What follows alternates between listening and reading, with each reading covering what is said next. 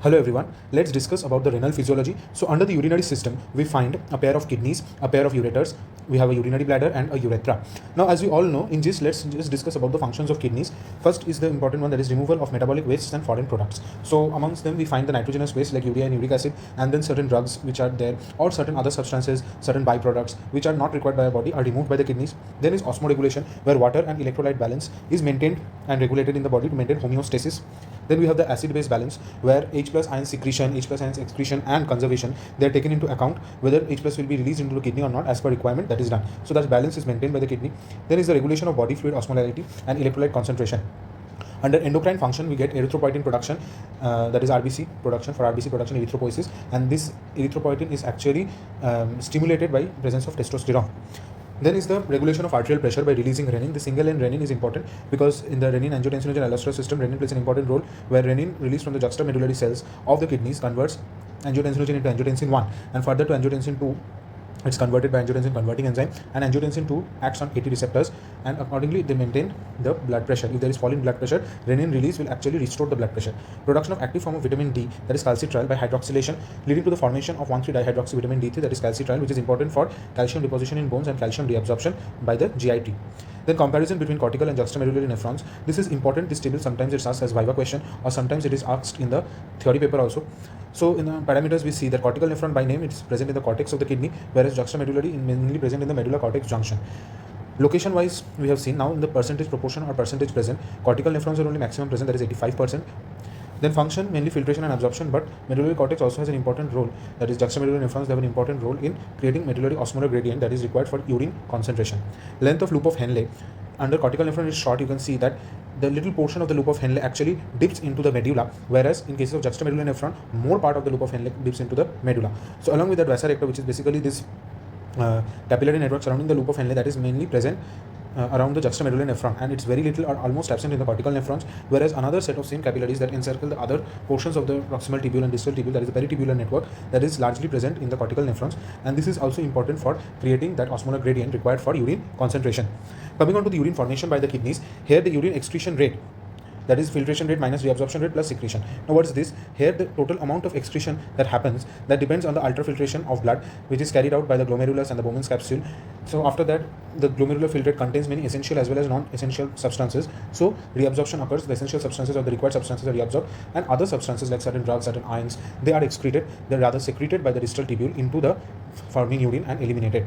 Now, while large amount of solutes are filtered and then reabsorbed by the kidneys, that is to maintain this high GFR. If high GFR is not maintained, then automatically what will happen, most waste products are purely reabsorbed by the tubules. So when they are poorly reabsorbed, so automatically we don't want these waste products, they have to be eliminated, and for that we need this high GFR, or else those substances will actually have difficulty in movement across this nephron.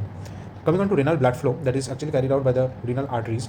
So for the two kidneys, approximately 22% of the cardiac output corresponding to 1100 ml per minute of blood reaches the two kidneys. Then we have the two capillary bed. One is the glomerulus that is present in the Bowman's capsule, and then we have the peritubular capillary network surrounding the convoluted tubules. So here there is development inside the capillaries, there is development of the hydrostatic pressure, and that can be high in the glomerulus as well as that can be low in the peritubular capillaries. The approximate value is about 13 mm per Hg for the peritubular network, and it can be as high as 60 mm Hg, where there is requirement of rapid fluid filtration. Ultrafiltration of blood is carried out at the glomerulus. Now this renal plasma flow is measured by basically measuring the clearance level of para-aminohippuric acid, which can come as an MCQ. So keep that point in mind. I'm not going into the details. Coming on to the renal cortex, that mostly receives kidneys blood flow. Maximum amount of blood flow is received by the kidneys renal cortex part, whereas little amount of that total blood reaching the kidney, approximately 1 to 2% of the blood is coming from the vasa recta and supplying the renal medulla. So that is just a point that you should keep in mind. Coming on to the determinants of renal blood flow, which is important. So the renal blood flow, that is actually governed by, we know, the blood flow to any structure that is dependent on the vascular resistance and as well as on the pressure. So renal artery is bringing the oxygenated blood, so there will be an arterial pressure, and renal vein, that is taking out the deoxygenated blood from the kidney, so that will have a certain pressure. So that pressure difference is divided by the total vasculature resistance created. That from there we get to the renal blood flow is obtained. Now renal vasculature resistance, that depends on certain arteries like the interlobular arteries, the afferent arterioles, efferent arterioles. So the resistance are actually present inside these vessels, and these resistances, these are basically controlled by the sympathetic nervous system, or there are certain various hormones or local control mechanisms that are important in controlling this system. Coming on to the arterial pressure range, we know that if there is any change in the arterial pressure range, that can vary from 80 to 170 mmHg, but still the GFR will remain constant, because any slight change in the renal blood flow will not change or not affect the glomerular filtrate rate because of autoregulation. That is very important. important. If autoregulation does not happen, then what will happen? Then any change in the blood pressure will actually cause decreased urine outflow by reducing GFR. So that can be problematic. Coming on to the autoregulation, how this is done, that is dependent on the feedback mechanism, where myogenic feedback mechanism, that theory is most valid. Here we see the ability of individuals' blood vessels to resist the stretching. So whenever there is increase in pressure, if the arterial pressure is increasing, it's changing. So that will of course bring about a stretch in the vessel's walls. So automatically the blood vessels will actually resist this stretching effect, and that will be resulting in contraction of the vascular smooth muscles. Here we see if there is stretching, what will happen? Here calcium influx from the extracellular fluid into the vascular smooth muscle will take place. So when calcium is getting influx into the myocyte, then this will cause extra calcium, so there will be intercellular calmodulin activation, and automatically myosin will be activated. Myosin cross bridge formation will take place, and this will bring about contraction, okay, of the blood vessels, and excessive stretching will be prevented, okay. And this automatically, when this stretching will be prevented, so there will be increase in the vascular resistance. So that is important. This theory is important, how autoregulation happens, that whenever, even if there is change in the arterial supply, arterial blood pressure, but the GFR almost remains constant.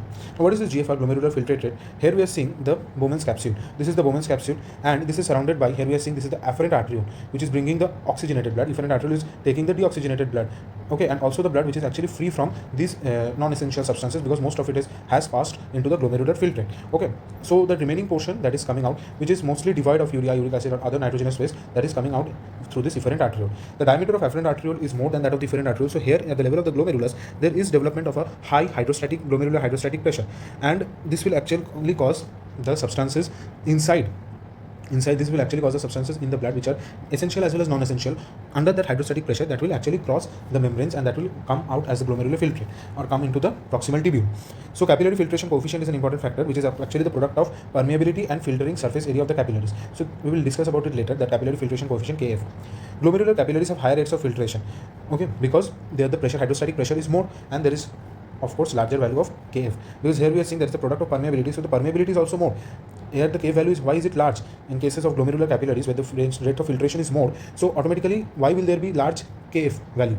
That is because the permeability is more in that case, because of certain filtration slits, fenestrations present, and also the surface area has to be taken in, because capillaries have more surface area in that glomeruli. That glomerular on the Bowman's capsule, that creates more surface area, so the value of Kf increases, and that's why the rate of filtration also increases. So GFR, the normal value is 125 ml per minute, physiologically we know that, and 180 liters per day. That is just at times, even if for passing criteria, sometimes these simple questions are asked in the Viva table. So what is the value of GFR? When can the GFR change? So this is actually important. You should know this. Fraction of renal plasma flow filtered, that is approximately after experiments, it comes out to be 0.2. 0.2 means 20% of the plasma flowing through the kidney is filtered. Not entire plasma is filtered. From that, only 20% of the plasma is filtered. If it's 0.3, then you will say 30% of plasma. Okay.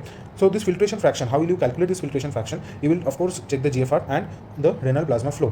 When you divide GFR with the renal plasma flow, you will get the filtration fraction, and that fraction changes from time to time. Now glomerular capillary membrane, here this is important. The capillary membrane has this endothelial cells, then we have the basement membrane, connection between the epithelial cell and the connective tissue. So the epithelial cells are basically the podocytes of the Bowman's capsule, and then we have the connective tissue, that is the bloodstream, capillary, and surrounding that we have the endothelial cells, and the basement membrane lies between them.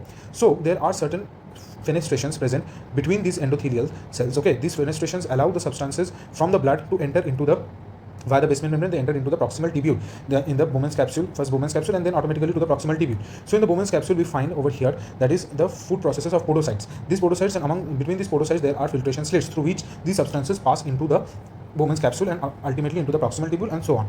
So that is important. But what is most important, you should know that here there is a charge difference, because sizes can vary in this case. Certain proteins can be even smaller size than the fenestration or the filtration slit, so they can easily pass, but we don't want that to pass. So that's why nature has created over there the negative charge. So there certain substances are present, certain ions and certain proteins are present, this fixed negative, which actually endow the fixed negative charges to the endothelial cells layer over there, okay. So these proteins are having the negative charge, and they will hinder the passage of the plasma proteins, because they are also negative charge, so negative will repel each other.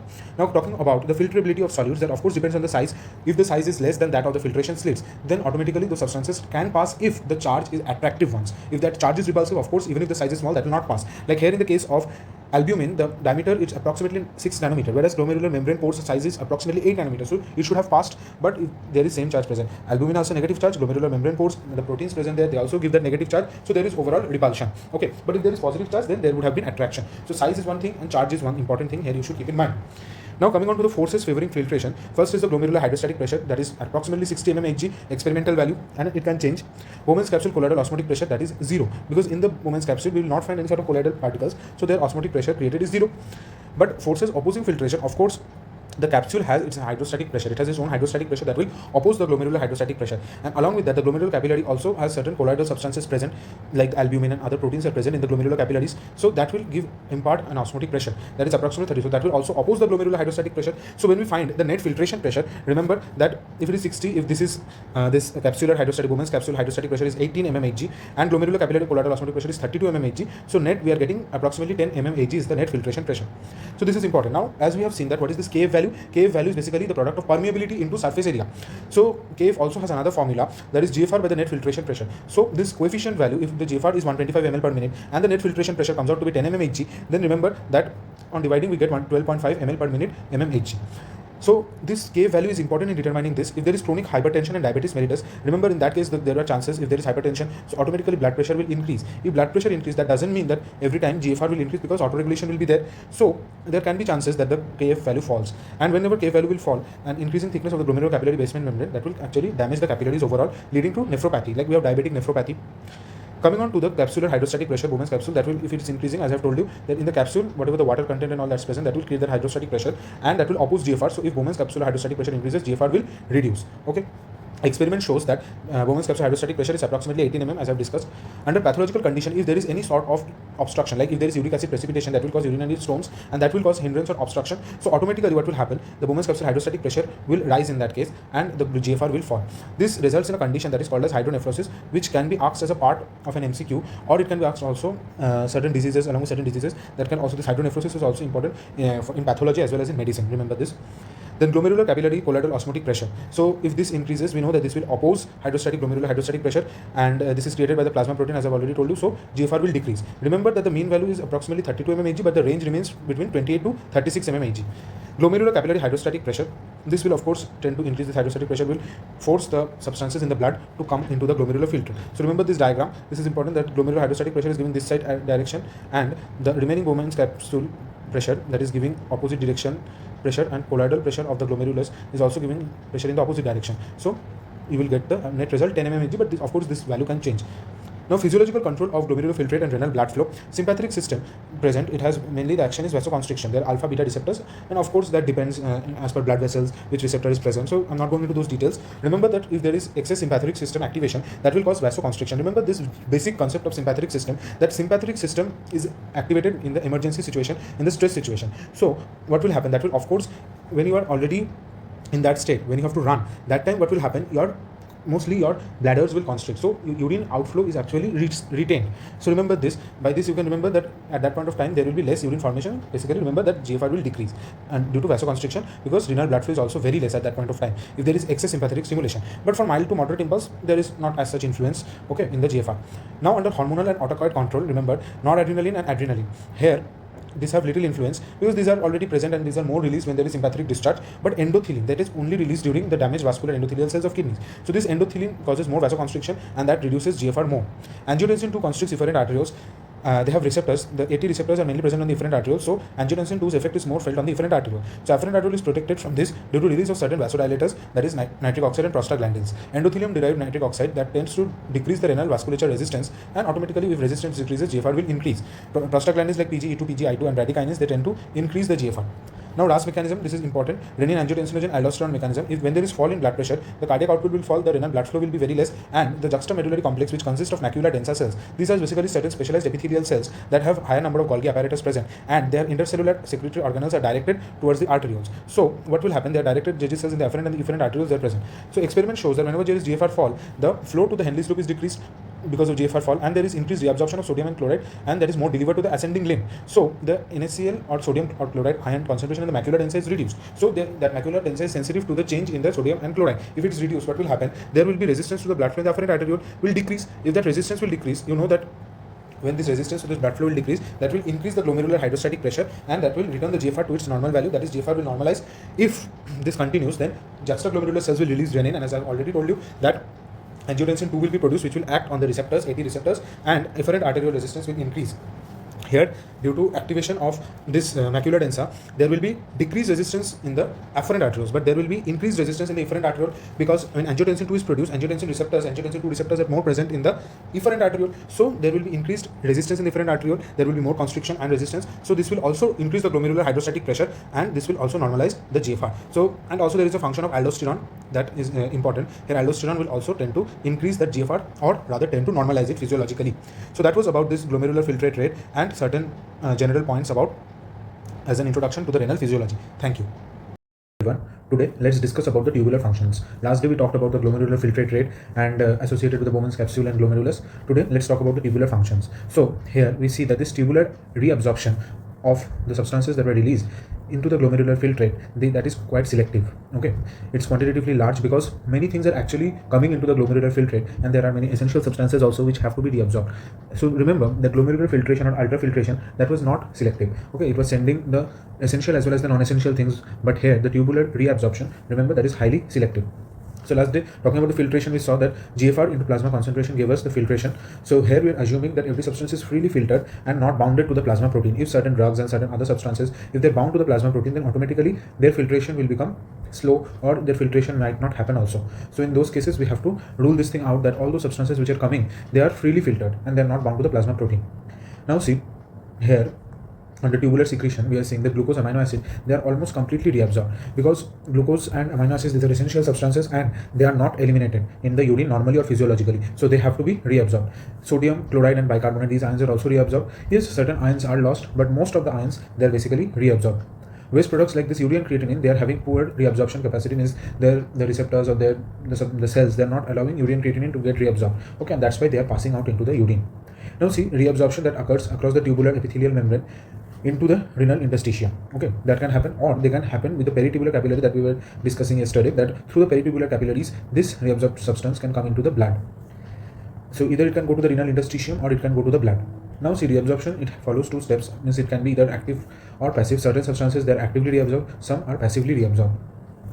Talking about the solutes, most solutes, they pass either through the transcellular pathway or through the paracellular pathway. Transcellular pathway means these solutes, they are passed through the cells. There are tight junctions present between the renal epithelial cells, tubular epithelial cells. So through these, the solutes, that means those dissolved particles which are present in the glomerular filtrate, they are basically coming through these cells, they're entering into the renal interstitium, and that follows the transcellular pathway, or they can be the paracellular pathway by diffusion. So transcellular pathway, they're mostly either through active transport or through passive diffusion. Okay, and water, remember always, water is reabsorbed by osmosis in most of the cases. There are certain porins, aquaporins are there, which also allow water to move. Water and solutes move from interstitium into the peritubular capillaries by ultrafiltration or bulk flow, which is mediated by the hydrostatic and colloidal osmotic forces that we had discussed yesterday, that those forces are also responsible for movement of this water and solutes, because not all those particles dissolved in the glomerular filtrate are non-essential. Some of them are essential, so they have to move to the interstitium or into the peritubular capillaries, and that is also done by the ultrafiltration method, either by the hydrostatic or by the colloidal osmotic forces. Now renal tubular cells have tight junctions, as I've told you, so the solutes either enter by the transcellular pathway or by the paracellular pathway. Remember, sodium follows both the routes. Okay, sodium can even move by transcellular as well as by paracellular routes. Now the proximal convoluted tubule or the proximal tubule, here water is reabsorbed mainly by the paracellular route along with the ions, certain ions like potassium, magnesium and chloride. Water can also be actually reabsorbed by osmosis.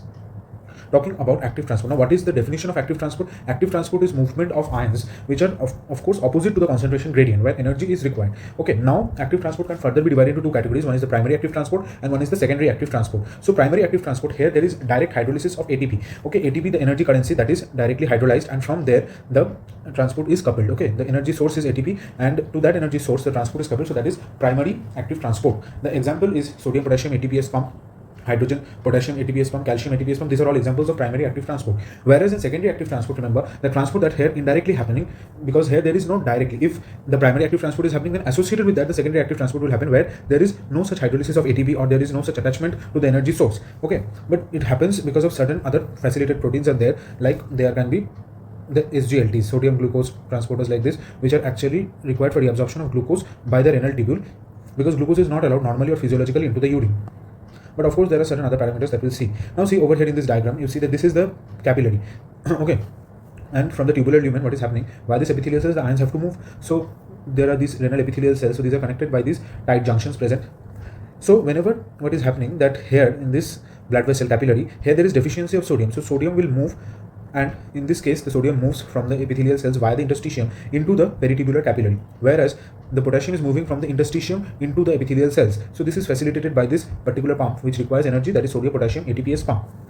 And when there is deficiency of sodium in this epithelial cell, because sodium is moving into the peritubular capillary, so sodium will automatically, there will be passive diffusion of sodium from the tubular lumen into this epithelial cells, because of course there is some difference in their concentration. Here in this tubular lumen we see the sodium's concentration is 140 milliequivalent per liter, and here in this epithelial cell it's very low, and it's further low in the peritubular capillaries. So that's why sodium will move like this. So this movement of sodium, it will happen with other particles that we will see next in the secondary active transport. So here just let's know what is happening. Sodium moves into the blood and potassium moves into the tubular epithelial cells from where? From the medullary interstitium or from the renal interstitium. And here a net charge develops because of movement of ions. Here inside the net charge of minus 70 millivolt develops. Carrier proteins bind with sodium on the luminal side, and there is facilitated diffusion. As I've told you, there are certain other transporters which we will be studying in the secondary active transport. So under secondary active reabsorption, here you see that same case how sodium is coming here. Sodium and glucose both are symported. There are these certain sodium glucose transporters are present. SGLTs are present, SGLT1, SGLT2. These are present on the luminal side. Okay, they're present on the luminal side of the tubular cells, renal epithelial cells. And here glucose and sodium both are symport. That is, they're moving in unidirectional way. And sodium is coming from the tubular lumen into the tubular epithelium. Similarly, sodium and amino acid is also co-transported into this tubular epithelial cells. And here we are seeing this primary active transport, that is here ATPase pump is there, sodium potassium ATPase. So sodium is further moving into the interstitium, and from the interstitium it is moving into the blood, whereas potassium is moving from the interstitium into the epithelial cells. Similarly here what we are seeing, here there is another example, that is sodium hydrogen antipode, or here there is an exchange protein. Exchange of protein is present where sodium moves from the lumen. So lumen has higher concentration of sodium because sodium is filtered into the glomerular filtrate. So sodium is moving into the renal epithelial cells, and in this exchange there is anti-transport. Okay, there is anti-transport. So hydrogen is actually secreted into the lumen. Okay, it's secreted into the tubular fluid. Whereas same case here also, that sodium potassium ATPase pump is maintaining the amount of potassium and sodium inside the cell. Sodium is mostly sent towards the peritubular capillary network. So here SGLT1 and SGLT2, these are present, which are on the brush border of the proximal tubules, and mostly there are SGLT2 receptors present which are actually helping in sodium glucose transport or symport. Now secondary active secretion into the tubule, that was the example was sodium hydrogen exchanger protein. Okay, this is important when H+ ions are secreted into the tubular lumen, into the tubular fluid. Proteins reabsorbed by the proximal tubule, that happens by pinocytosis, which is a form of endocytosis only where there is a vesicle formation. This protein which is actually entering, these proteins are actually entering, either there can be some dipeptides or some oligopeptides. These are coming from the tubular lumen into the epithelial cells, and their vesicle formation is happening, and further this particular dipeptides or oligopeptides, they are further broken into the constituent amino acids, and this is an energy required or energy driven process. Pinocytosis is happening for the proteins. Next, coming on to what is this transport maximum. Remember, the substances that are actively reabsorbed or secreted, they have a maximum limit, of course, because there are certain proteins or there are facilitated routes, so there are certain proteins present, so they will be saturated. If there is excess amount of solutes which are actually moving, so automatically there will be some saturation point for those transport medium. So that saturation point is actually reached, so that is the transport maximum. If say suppose the transport maximum for glucose is 375 milligram per minute, and the filtered glucose level that comes out approximately 125 milligram per minute, equivalent to that of the GFR. Okay, GFR was actually 125 ml per minute, and if the plasma glucose concentration is 1 milligram per ml, then that comes out that the filtered glucose level is 125. So in this case, you know that glucose should not be there inside the further fluid, that is, it comes in the glomerular filtrate, but as it passes through the proximal tubule into the loop of Henle, remember that glucose is reabsorbed. Okay, so filtered glucose is reabsorbed, but if the glucose load becomes greater than 375 milligram per minute, in these cases glucose can come into the urine, and there can be chances of glycosuria. That happens in certain pathological conditions like in diabetes mellitus. So there is a renal threshold. So if remember that not all nephrons have the same transport maximum for glucose. The some nephron excrete glucose before other transport proteins have reached that same value. So we will discuss later about this renal threshold and transport maximum. Now coming on to the PCT and the descending limb of loop of Henle, here there is water permeability is high. So in these regions water is more permeable. So what will happen? Water is moving through certain channel proteins, that the aquaporins, okay, which are present on the luminal as well as on the basolateral side. Whereas the ascending limb of loop of Henle has very low permeability to water, so water will not be reabsorbed. Okay, there will be osmotic gradient, there will be osmotic drag, but water, due to its lower permeability through the ascending limb. So ascending limb has two parts, one is the thick segment, one is the thin segment. So in both these segments, mostly water is very impermeable. So water will not be allowed to get reabsorbed into the renal interstitium. And water moves across these tight junctions by mostly osmosis that I have told you, and also associated with that there can be this aquaporins. Okay, and this water will drag certain solutes, certain ions with it. So that's called as the solvent drag. So with this we complete tubular function. Next we will discuss about the concentration and dilution of urine. Hello everyone, let's discuss about the concentration and the dilution of urine. First, let's know what is clearance. Clearance means that is the excretion ability of the kidneys, where it can actually clear off the waste products or the excreted products from the fluid or the blood in a given unit of time. So that's the measurement of renal excretion ability and refers to the volume of the fluid or the blood that is cleared of these excreted substances per unit time. So that is the clearance. Now whenever the solutes present in the body fluids, they are becoming concentrated, that they will send a signal to the posterior pituitary from where antidiuretic hormone or vasopressin will be released. Now whenever there will be diuresis, so whenever there will be increase in the solute in the body fluid, so body will try to eliminate them, and that will drag the water along with it. So when water is dragged, because the osmotically active particles, they will drag water along with them when they are being eliminated. So excess amount of water will be eliminated in the body, that is called as diuresis. So to prevent the diuresis, there is requirement of this particular hormone, that is antidiuretic hormone or vasopressin. So when vasopressin is acting, what will happen? It will increase the permeability of the distal tubules and collecting ducts to water. Mostly water is actually impermeable or very less permeable to the walls of the distal tubules and the collecting ducts. But in this case, when ADH will be higher, when posterior pituitary will release it, so ADH levels will be high. So ADH will actually cause increased permeability to water. So water will actually get reabsorbed more, and that will decrease the urine volume. So that water does not get eliminated and only the solutes get eliminated because they're in excess, because the osmotic particles actually drag water. So body water content, if it is high, then kidneys can excrete even up to 20 liters per day of dilute urine with low concentration. So dilute urine means the solute concentration at times when there is excessive body water content. So remember, this is another scenario when there is excess of body water content. So when it's high, so actually the bodies or the kidneys can eliminate 20 liters per day. So you know that the normal physiological amount of urine that is lost, that remains approximately about 1.5 liters per day. But if body water contents become excessively high, then kidneys can remove 20 liters per day of dilute urine, and that urine will have very low concentration of solutes, near about 50 milliosmol per liter. So when the glomerular filtrate, when it was formed initially, remember its osmolarity was same as that osmolarity of the plasma, that was approximately 300 milliosmol per liter. To excrete the excess water, filtrate is dilute. So that excess water, if sometimes there is excess water present in the body, so at that point of time, the filtrate, that glomerular filtrate, is diluted by reabsorbing solutes to greater extent than water. So there is a special scenario when the body water content is very high. At that point of time, the reabsorption of water is less, and reabsorption of ions or the solute particles will be more, so that the urine becomes dilute. At times there are requirements of excreting dilute urine. Now see, what is the renal mechanism for excreting this dilute urine? So whenever the tubular fluid remains isoosmotic within the proximal tubule, that is approximately 300 milliosmol per liter.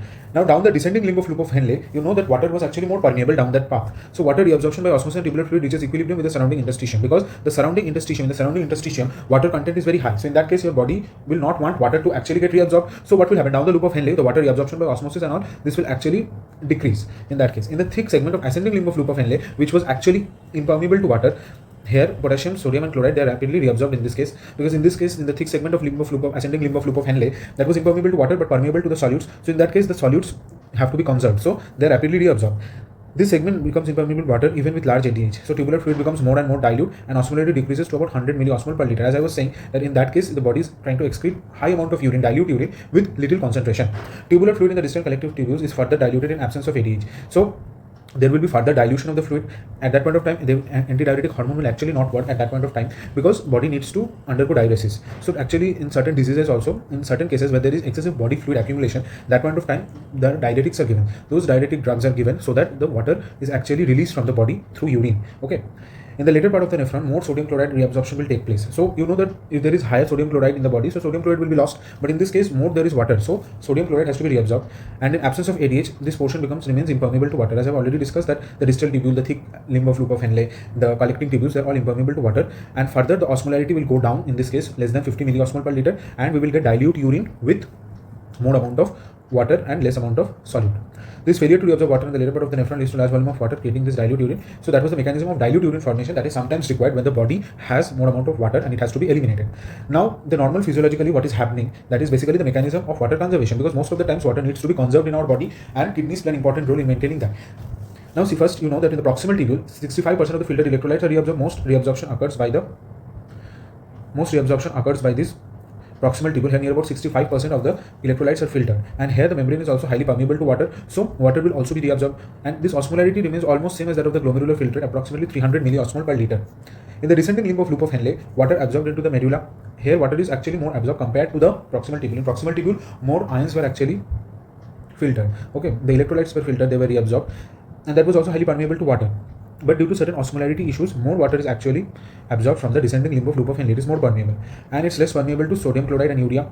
So sodium chloride and urea present in the filtrate, they cannot pass into the interstitium. Osmolarity increases until it's nearly equal to that of the surrounding interstitial fluid. So here, as there is more amount of NaCl and urea, the osmolarity will increase until it reaches about 1200 milliosmol per liter, which is that osmolarity of the surrounding interstitium. And in this case, remember that the blood ADH level is high in this case. When? Because antidiuresis is happening, that is, body will actually conserve the water. So remember, in this case, that in the normal physiological what is happening, there is a descending limb of loop of Henle, sodium chloride and urea, they are less permeable. Water is more reabsorbed because water is more permeable. And when dilute urine is formed with low ADH, you know that medullary osmolarity becomes less than 1200 milliosmol, because here more and more amount of water is present in that medullary interstitium, and at that point of time there is requirement of diuresis, so there is low antidiuretic hormone. So fluid in the descending limb of loop of Henle becomes dilute also in that case. Reason because less urea is absorbed into the medullary interstitium from the collecting ducts when ADH is low. So when ADH is low, automatically there is less urea reabsorbed into the medullary interstitium, and the kidneys are forming large volumes of dilute urine that I've already discussed. So that was the reason associated. Now the thin segment of the ascending limb. So ascending limb of loop of Henle has two segments. One is the thin segment and one is the thick segment. So remember that the thin segment and the thick segment both are impermeable to water normally. So impermeable to water but reabsorb some chloride, sodium chloride in the tubular fluid. So due to this high sodium chloride concentration in the tubular fluid, owing to the water removal from the descending limb, there is passive diffusion of NaCl from this thin ascending limb into the medullary interstitium. So what happens actually in this case, sodium chloride that shouldn't be, actually reabsorption of sodium chloride is more and water reabsorption is less in this case. So what will happen slowly when this will move, when there is higher concentration of sodium chloride compared to the associated interstitium, so what will happen, sodium chloride will actually move out from this portion, specifically this portion. Remember this is the thick ascending segment. So in this case sodium chloride will actually come out into the medullary interstitium. Okay. So tubular fluid in this case, when sodium is actually eliminated, sodium chloride is eliminated from the tubular fluid, so automatically this tubular fluid is becoming dilute because water is there and water is not removed from this segment, and NaCl diffuse out of the tubule and water remains in the tubule. So there is some urea recycling. What happens in the, from the collecting duct, remember when the urine urine is formed in the collecting duct, so from there some amount of urea is reabsorbed, and this urea is again coming into the medullary interstitium from where it is descending or it is diffusing into the ascending limb of loop of Henle, and again from the ascending limb of loop of Henle via this fluid, tubular fluid, it is reaching the collecting duct. So there is continuous urea recycling. Urea is reabsorbed but very less amount, specifically from the collecting ducts only that urea is reabsorbed. Most part of the urea and uric acid they are eliminated, but some is actually required to maintain this osmolarity in the medullary interstitium.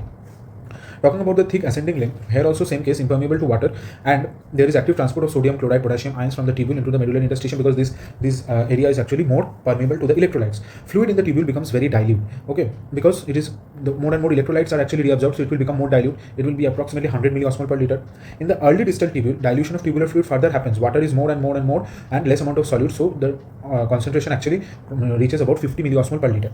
Now what happens in the late distal tubule and the collecting ducts, where we actually find most number of ADH receptors. Okay, now if ADH is high, if ADH concentration is high, so at that point of time these late distal tubules, as I've discussed, that these late distal tubules they will be now more permeable to water.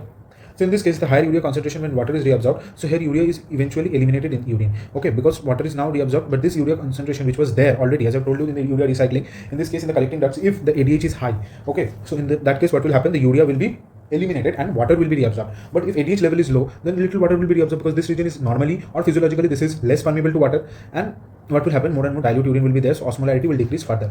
In the inner medullary collecting duct, okay, in the collecting duct what will happen, if the ADH level is high, then what will happen, again water will be highly permeable and water will come, so there will be smaller volume of urine produced. So if ADH level is high, what will happen, urine becomes concentrated, so urine is concentrated in this case.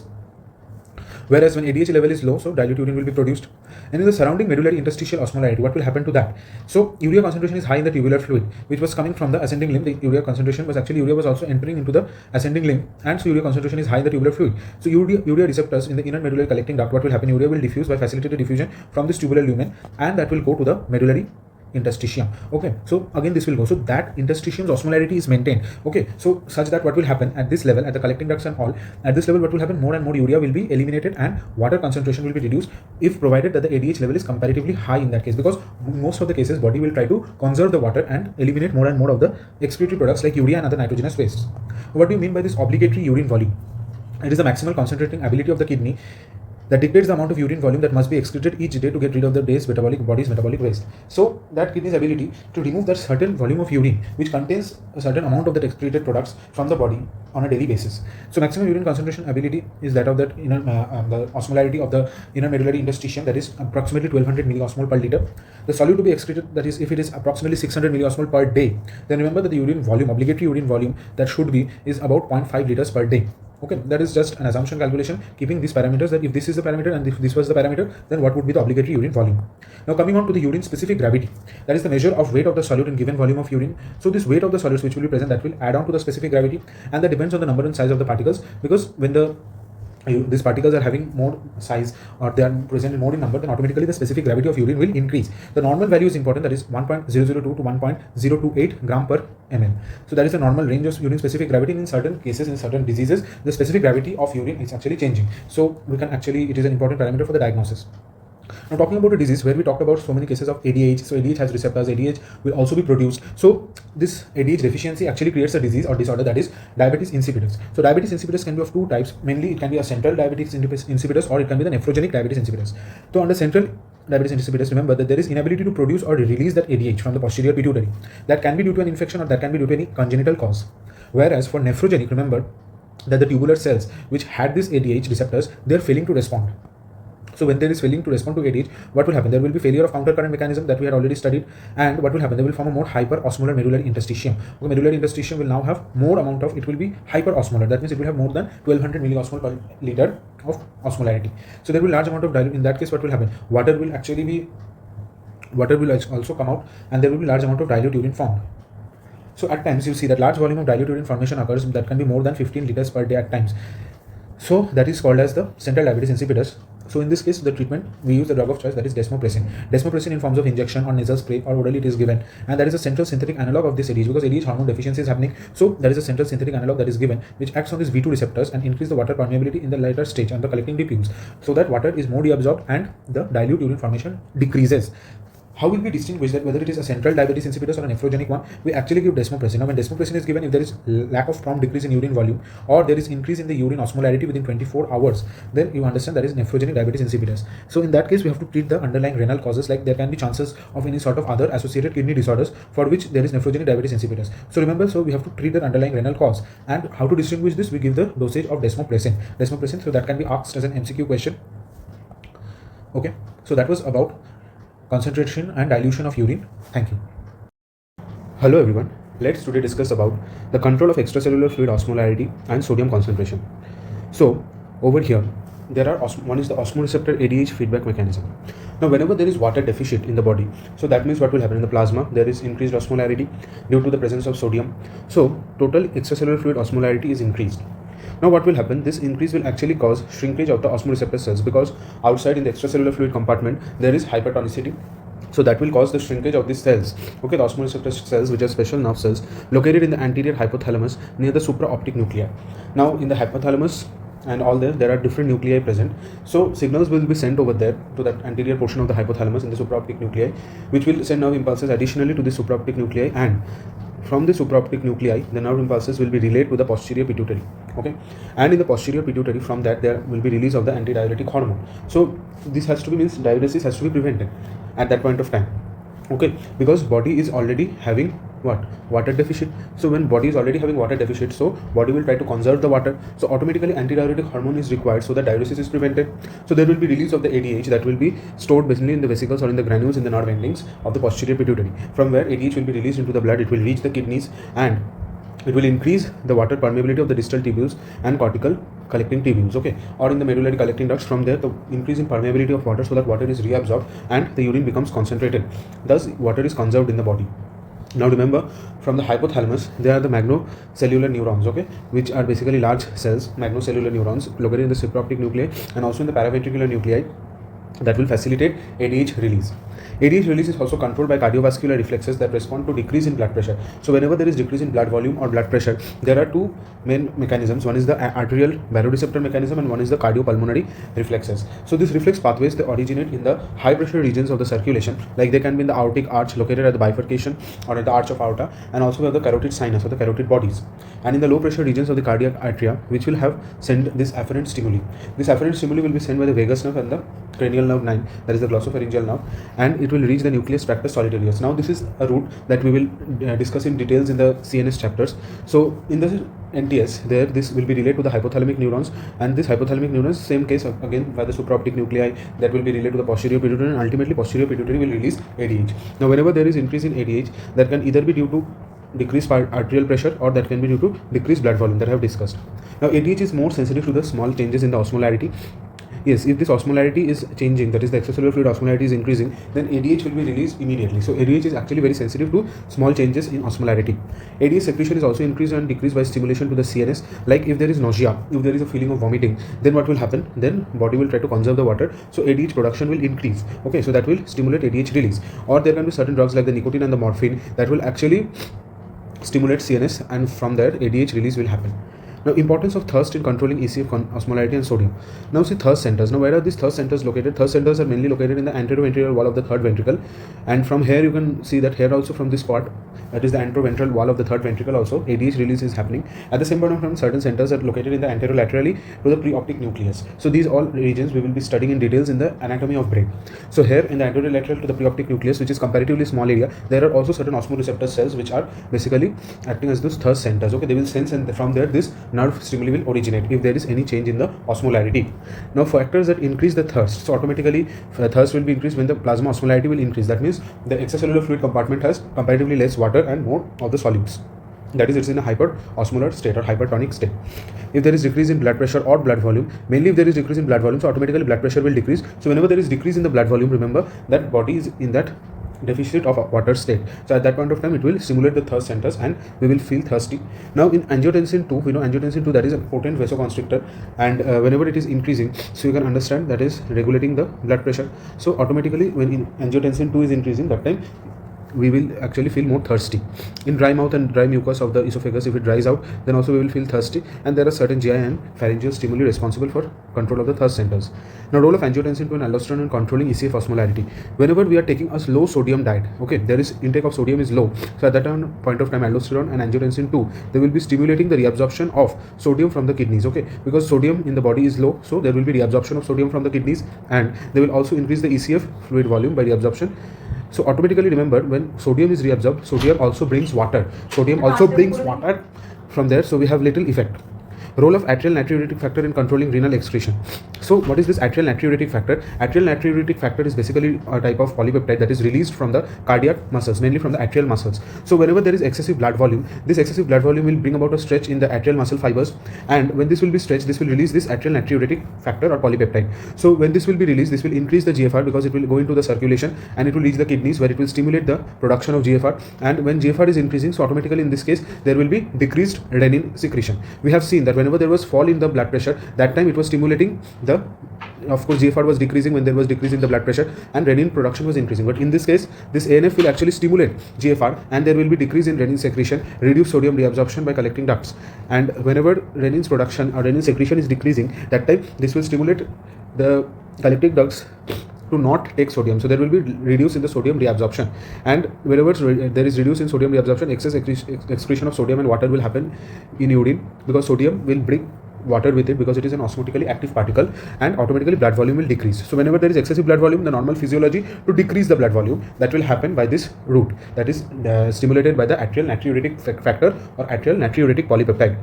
Now, under disorders of the thirst and water intake, in cases of diabetes mellitus or diabetes insipidus, what will happen? There is more loss in diabetes mellitus. There is glycosuria. So glucose, that is also an osmotically active particle. So glucose in the blood is increasing, that will cross the renal threshold, and that will be excreted in the urine. Glucose will bring water with it, and water loss will be there. So at that point of time, that deficit in the water will actually cause increase in the thirst centers, and he will drink more and more water. So in diabetes mellitus or in diabetes insipidus, where there is less production of ADH or there is loss of the ADH sensitivity to the tubular cells, so automatically in diabetes insipidus there will be more loss of dilute urine, and that time when more water is being released from the body, so there will be activation of the thirst centers, and polydipsia will occur as a compensatory response for the increase in plasma osmolarity, because at that point of time more water was lost. So to compensate that, there will be polydipsia. So that was about ECF control of osmolarity. Thank you. Hello everyone, let's discuss about the renal regulation of potassium and calcium. So potassium is mainly found in the intracellular compartment, that is within the cells, but in the extracellular compartment, potassium is very less, that is the range is about 3.5 to 5 milliequivalent per liter. For convenience, we are taking this value roughly around 4.2 milliequivalent, and there can be plus minus 0.3 difference in it. Now what is happening in this diagram we are all familiar with. So in this renal interstitium, tubular cell and tubular lumen. So in the tubular lumen has higher concentration of sodium. So sodium that is mainly taken through the diet, okay, because in Indian diet we follow more higher concentration of sodium than potassium. So sodium will be taken in, there will be some epithelial sodium channels which will bring sodium from higher concentration to lower concentration into the tubular cell, and automatically this sodium would be lost to the renal interstitium and finally into the peritubular capillary network. So sodium will move through this tubular cell there will be this pump again, sodium potassium ATPase pump. This will throw sodium and bring into potassium. Potassium will be brought from the extracellular fluid compartment into the tubular cell. So potassium will increase inside the tubular cell. So excess potassium, this will also move across this concentration gradient. There will be passive diffusion through certain channels, like there will be big potassium channels, or there will be renal outer medullary potassium channels. So through this, the potassium will come into the tubular lumen, and in the tubular lumen it will join with the tubular fluid and excrete it. So potassium excretion is like this, but every time it's not happening. This has a certain condition when potassium is moving like this and excreted. Factors controlling the potassium secretion by the principal cells of the late distal and cortical collecting tubules. So mainly this potassium secretion that mainly happens in the principal cells of the late distal and the cortical collecting tubules, where there is a prime activity of the sodium potassium ATPase pump. There should be an electrochemical gradient for attracting potassium's secretion from blood to the tubular lumen, and there must be the permeability of the membrane. Okay, so the luminal membrane should be permeable to potassium. So these are the main three factors controlling it. Factors stimulating potassium secretion. Another factor, of course, you should know that there should be higher ECA. So when potassium will be excreted, the condition is that there must be high potassium in the extracellular fluid, where it actually is low. But whenever there is increase in potassium concentration in the extracellular fluid, that time extracellular fluid will, from there the potassium will come into the tubular fluid and get excreted basically. There will also be increased levels of aldosterone, and there should be an increased level of the tubular fluoride, so that potassium comes into the tubular fluid. Now, how does aldosterone regulate it? So aldosterone will actually cause reabsorption of sodium by the cells of the late distal tubules. So with that sodium, water will also get inside, and there will be this action of sodium potassium ATPase pump that will facilitate potassium's exit. Potassium will get accumulated in the cells, that is basically the tubular cells will accumulate potassium, and when there will be increase in potassium concentration, so potassium will move from higher concentration to lower concentration by passive diffusion only through the luminal membrane. So for that reason, the permeability of the membrane also should be high, and potassium will be secreted into the tubular fluid. So this is a basic thing. We know that sodium moves outwards to the basolateral side, and through the apical side, now potassium is moving to the tubular lumen. Okay, because potassium is coming from extracellular fluid, it's moving inward into the cell, and from the cell it is actually moving into the tubular lumen. Increased number of potassium channels also should be there to facilitate this, as I've already discussed, potassium secretion into the tubular fluid. Now, effect of high sodium intake on renal potassium excretion. Now, see, in Indian diet we mainly follow a higher sodium intake. Okay, compared to potassium, sodium is more present in our diet. So whenever there will be high sodium intake, this will decrease the reabsorption of sodium. Most amount of sodium was actually being reabsorbed from the proximal tubule. So there will be decrease in its reabsorption, and this will increase the tubular flow rate because sodium is now getting reabsorbed. So there will be increase in the distal tubular flow rate in the distal tubules. Okay, so that will stimulate potassium secretion from the cortical collecting ducts. Now see over here what happens when there is increased sodium. So that will of course increase the GFR value. So when GFR will increase, that will actually stimulate the increase in the distal tubular flow, because GFR is increasing. So in the distal tubule also the flow rate will increase, and this will stimulate the potassium secretion from the cortical collecting ducts. And ultimately, remember, there will be an unchanged potassium excretion. Yes, because potassium also comes into our body through the diet, but comparatively it's less. Sodium is more. So remember that whenever sodium diet is more, at that point of time there is decreased aldosterone production. And when aldosterone is decreasing, so sodium's reabsorption from the late distal tubules or the collecting ducts, that will decrease, and there will be this decrease in aldosterone. This will also inhibit potassium excretion to the via this cortical collecting ducts. So potassium will remain unchanged, and in the excretion potassium will not go. When it will not go? When there is higher concentration of sodium, because when sodium is higher, so at that point of time sodium has to be eliminated from the body. Entire sodium cannot be reabsorbed, but potassium is comparatively low. So potassium's excretion or secretion into the tubular fluid, that has to be controlled, and that has to be brought under control. So there will be, what will happen? There will be unchanged potassium excretion when there is higher sodium intake. Remember this. Now, control of renal calcium excretion. In the extracellular fluid, calcium's concentration is roughly around 2.4, but there is of course a range to that. Remember, if it crosses the range, so there will be cases of hyperkalemia. And when there is hypercalcemia, at that point of time, that will repress the neuromuscular excitability, and there will be cases of cardiac arrhythmia. Remember, in hypercalcemia state, there are chances of cardiac arrhythmia, because calcium is very important in the cells. We know that the formation of the calcium calmodulin complex, those receptors, muscle activity. So calcium is very important. So if there is excess of calcium, that can cause arrhythmia. If there is less calcium, that is hypocalcemia state, then there are chances of spastic skeletal muscle contraction, which is actually called as hypocalcemic tetany. Calcium is both filtered and reabsorbed by the kidneys, but never secreted into the tubular fluid. This is very important. This point is important. You should always remember this point, that calcium can be filtered into the glomerular filtrate. Calcium is reabsorbed, but calcium is never secreted. Okay, so calcium's renal calcium excretion, remember this, that this is calcium filtered minus calcium reabsorbed. So whatever remaining will be there, that is basically excreted, but it will never be secreted by the cells into the tubular fluid. So this is very important, that calcium is never secreted into the tubular fluid, but yes, it will be excreted. What amount will be excreted? That amount which will be remaining after the calcium is reabsorbed. The calcium was filtered into the glomerular filtrate. From there, calcium will get reabsorbed, and that little amount that will be left, that in the tubular fluid, that will go out and get excreted. So that will happen. Remember, 60% of calcium remains in ionized form, 40% remains bound to the plasma proteins, and almost 10 and less than 10% is complex with the amino anions like the phosphate. Okay, so whenever there will be decrease in the calcium in the body, so that will stimulate the parathyroid hormone, and parathyroid hormone will actually cause calcium release from the bones. What is the activity of parathyroid hormone? It will cause calcium reabsorption will happen from the bones. calcium reabsorption from the bones will happen and calcium will come into the blood. This is all done to increase the blood calcium level. And when PTH, parathyroid hormone, is increasing, that will again cause increase in renal calcium reabsorption, so that more calcium is reabsorbed and it is not getting excreted.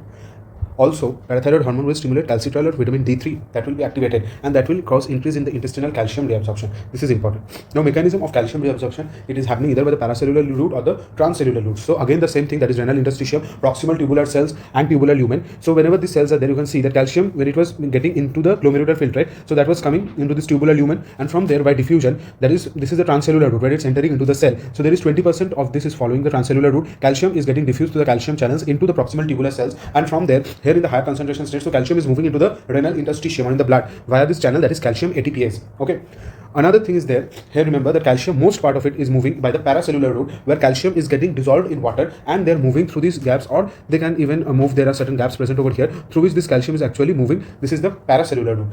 And here again, to maintain that concentration at this point of time, here there is requirement of sodium calcium counter transporter. So sodium is getting inside the proximal tubular cells and calcium is getting eliminated into the renal interstitium. So this balance has to be maintained everywhere. So when there is excess of calcium in the tubular lumen, so calcium is getting reabsorbed by this phenomena, mostly by the paracellular route and about 20% by the transcellular route.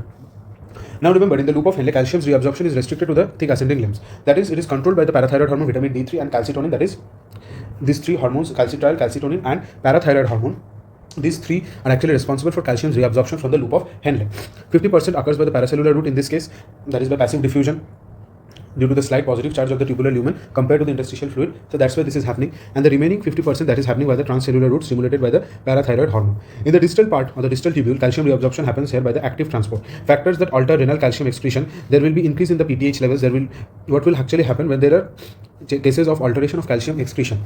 So this can happen when there is increase in PTH, there is increase in the plasma phosphate levels, there is activation of the vitamin D3, that is calcitriol, and in cases of metabolic acidosis. Now metabolic acidosis and acid balance regulation, that will be regulated when I will be discussing about the acid-base balance of the maintained by the kidneys. Thank you. Hello everyone. Now let's discuss about the acid-base regulation. So this is a basic data that extracellular fluid concentration of sodium is near about 140 milliequivalent per liter, and the blood pH maintained at approximately 7.4. Now talking about acid-base regulation, first let's know what is acid. So from our junior classes, we know that acids are categorized under three subheadings. One is Arrhenius acid, one is Lewis acid, and one is Bronsted-Lowry acid. Arrhenius acid means those which will actually release hydrogen atoms in the form of H+, that is basically hydrogen ions or protons in solution. Example, HCl, H2SO4, very common. Lewis acids are those which accept electron pairs like Mg plus to AlCl3. Then Bronsted-Lowry means these have a capable of donating a proton. Same case, HCl, HNO3, almost similar. Arrhenius and Bronsted-Lowry, it's almost same. Now talking about bases, bases are again subcategorized under three subheadings. One is Arrhenius base, Lewis base, and Bronsted-Lowry base. So Arrhenius base means molecules that can release hydroxyl ion in solution like NaOH and KOH. Lewis bases means they donate electron pairs like ammonia, sulfate. Then we have Bronsted-Lowry bases which are capable of accepting protons like NH3, ammonia. Now normal H plus concentration is near about 40 nano equivalent per liter. So let's see how regulation of H plus ion happens in the body fluids. One can happen through the chemical acid-base buffer, one can happen through the respiratory centers, and another is kidney. Now what do you mean by buffer? Buffer means any substance where there can be reversible binding of H+. Here like a buffer will bind to the proton and there will be formation of a weak buffer acid. Okay. Now under buffer systems, mainly we have two buffers. Other buffers are also there, like there can be hemoglobin buffer, protein buffers.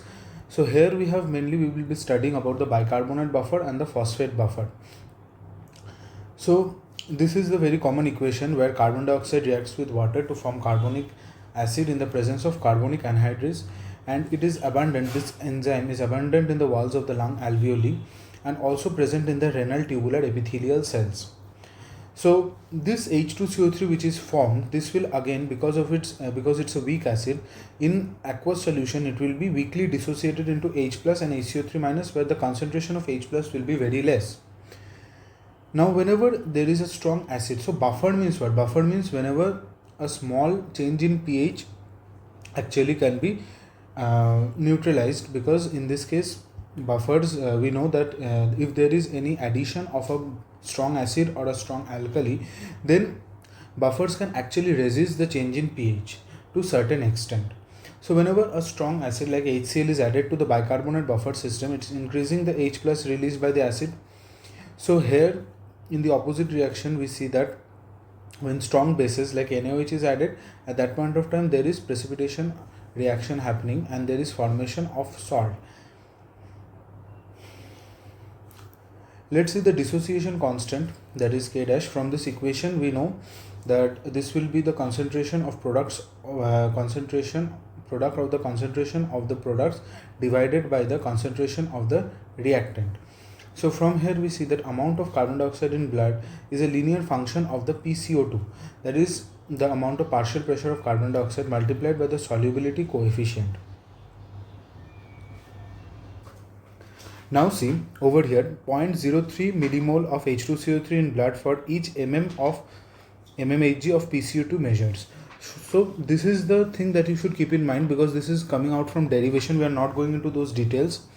From there, after derivation, we get the Henderson-Hasselbalch equation, which says that for a weak acid, pH equal to pKa plus log of, if we take, this is the weak acid H2CO3, which is getting dissociated by carbonic anhydrase. So here there will be the product of the concentration of the products divided by the concentration of the reactant.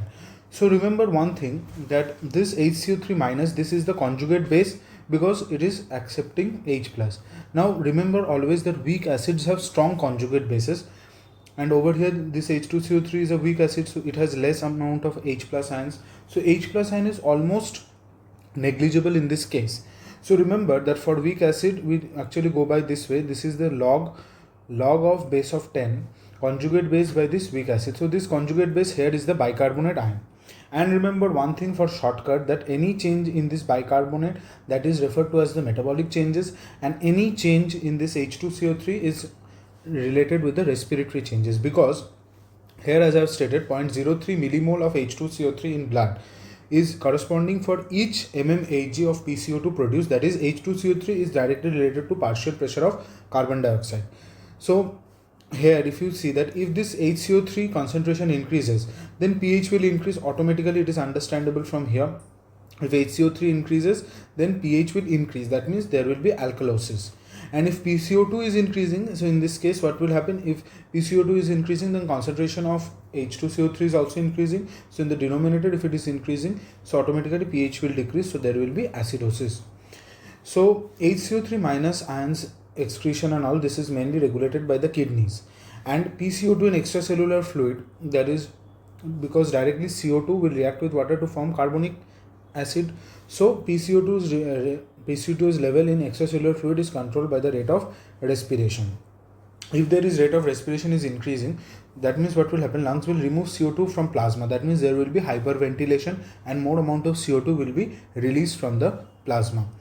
If bicarbonate ion is decreasing, that means pH will decrease. So this is metabolic acidosis. As I have told you that any change in this HCO3 minus, which is in the numerator, so any change in that is referred to with the metabolic word, and any change in the carbonic acid, that is referred with the respiratory word.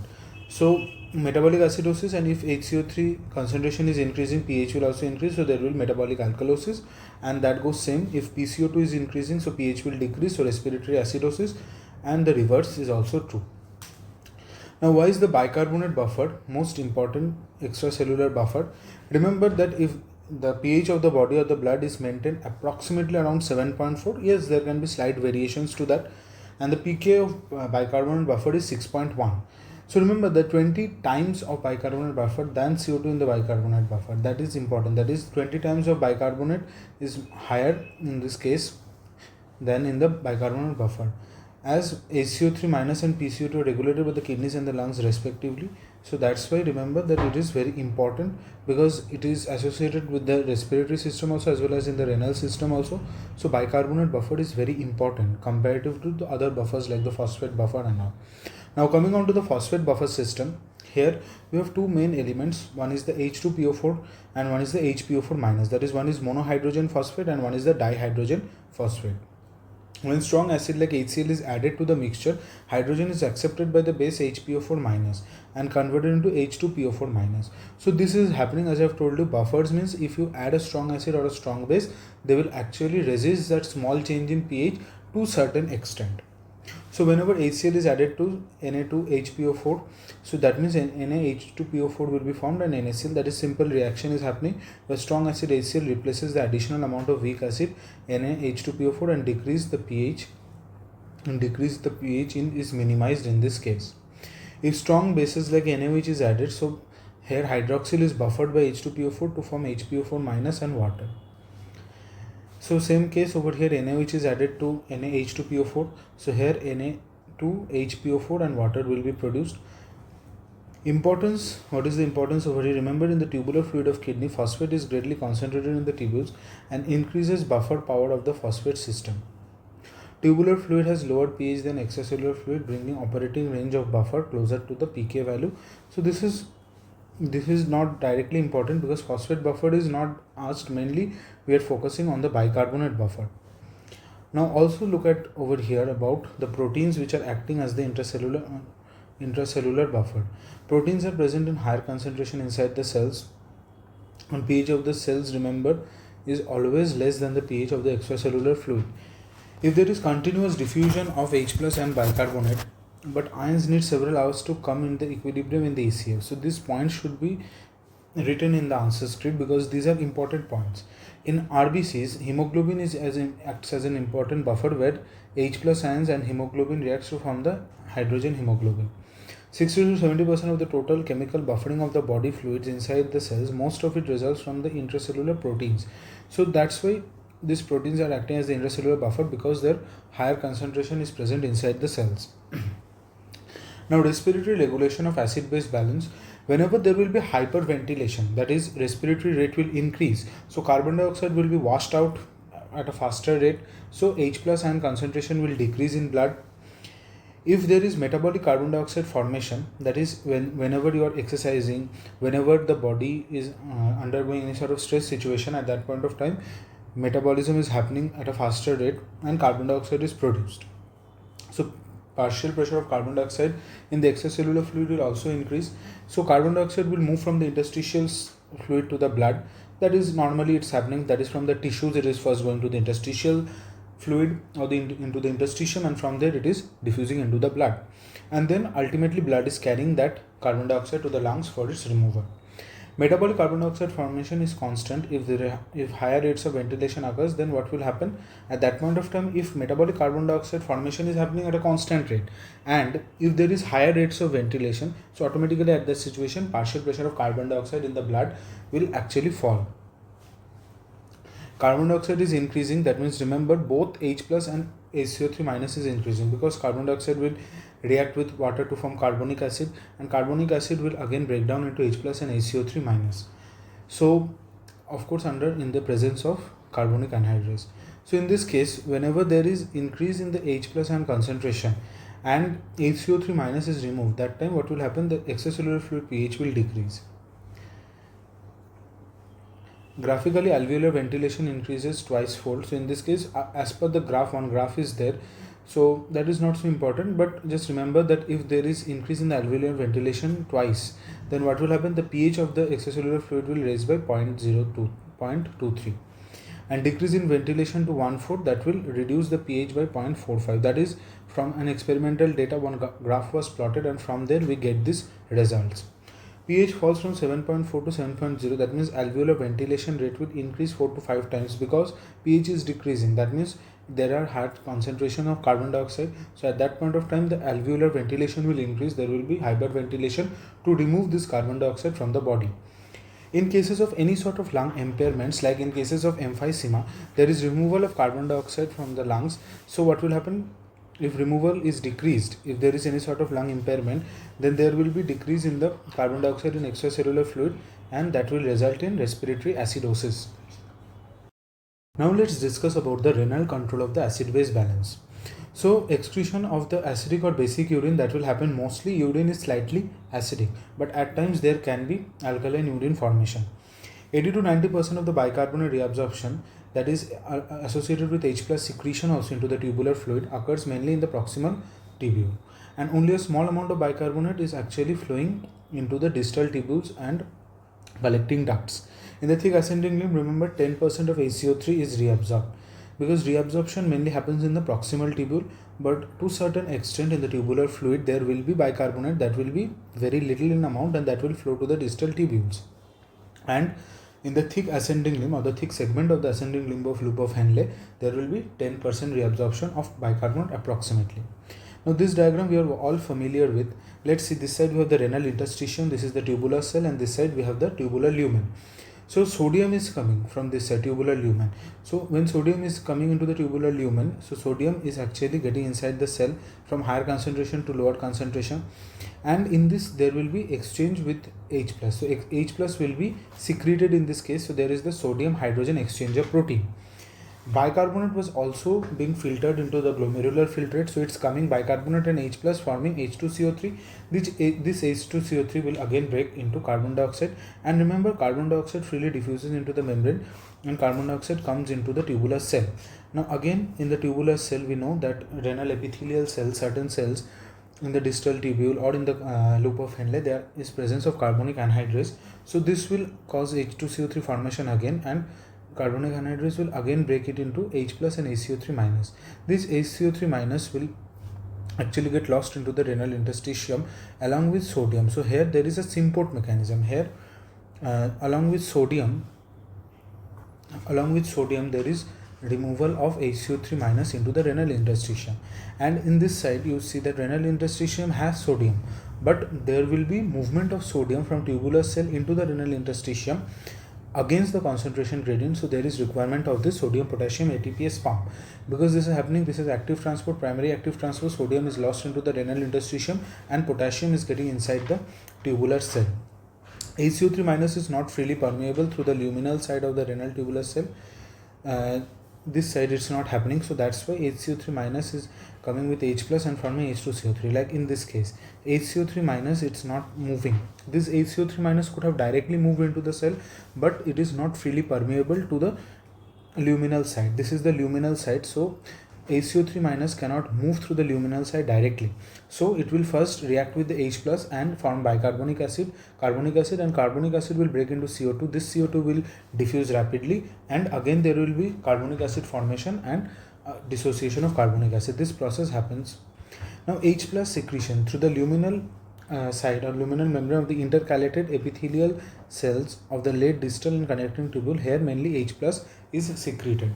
As I have discussed that the certain cells of the collecting ducts, one is the intercalated epithelial cells and one is the principal cells. So mainly H plus secretion is happening through the luminal side of the intercalated epithelial cells of the late distal and the collecting tubules and collecting ducts.